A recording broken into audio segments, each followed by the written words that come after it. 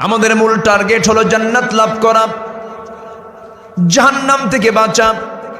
আল্লাহ রাব্বুল আলামিন বহু জায়গায় বান্দাকে এনকারেজ করার জন্য, উৎসাহ দেওয়ার জন্য কিছু কিছু প্রশ্ন করেছেন। এক জায়গায় প্রশ্ন করছেন হাল শব্দ দিয়ে, বলছেন হাল আদুল্লুকুম আলা তিজারাতিন তুনজিকুম মিন আযাবিন আলীম। জোরে বলুন আল্লাহু আকবার।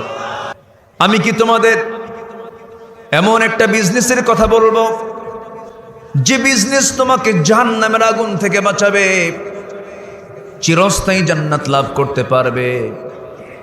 আল্লাহ রাব্বুল আলামিন সেই জায়গায় বলছেন তুমিনুনা বিল্লাহি ওয়া রাসূলিহি ওয়া তুজাহিদুনা ফি সাবিলিল্লাহি বিআমওয়ালিকুম ওয়া আনফুসিকুম যালিকুম খায়রুল লাকুম ইন কুনতুম তা'লামুন।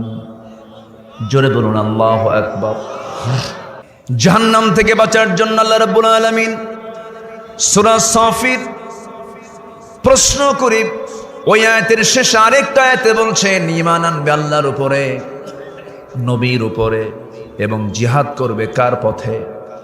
আসতে বলবেন না, কার পথে? কাকে খুশি করার জন্য? আল্লাহকে খুশি করার জন্য।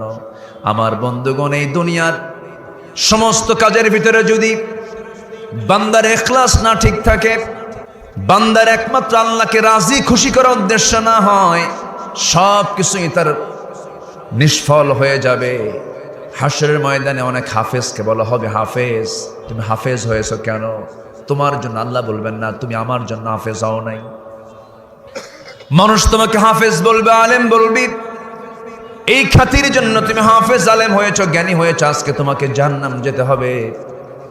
যখন শহীদকে ডাকা হবে, শহীদ তুমি আজকে আমার সামনে হাজির হয়েছে, তুমি শহীদ হয়েছো কারণ আল্লাহ তোমার জন্য শহীদ হয়েছেন না?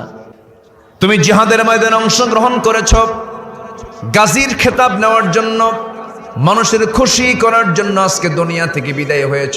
শহীদ মানুষ বলেছে, কিন্তু শহীদ তো তুমি আমার জন্য হও নাই, তোমাকে জাহান্নাম যেতে হবে।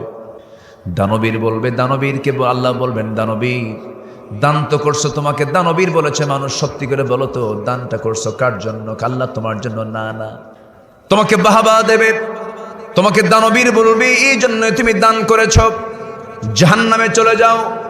অতএব এই জীবনের যত কাজ হবে, সমস্ত কাজের পিছনে মূল নিয়ত থাকতে হবে কাকে সন্তুষ্ট করা।